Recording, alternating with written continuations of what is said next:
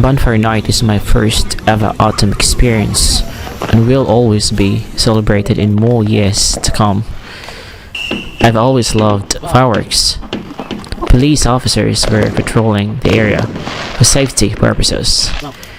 Bonfire Nights is traditionally celebrated on the 5th of November, which happens to fall on a Saturday this year, making it perfect for weekend bonfire celebrations. Though you'll find bonfire and fireworks events throughout the UK right through the first week of November this year.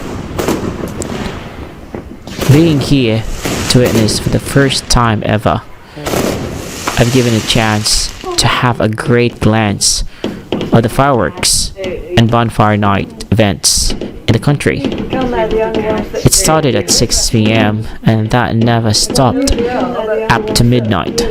This was really amazing. Well, this is my fun and happy experience in the country. I know there will be more coming. The goal is to work and at the same time to make and create good memories in the country. It's about five doors down. Wow.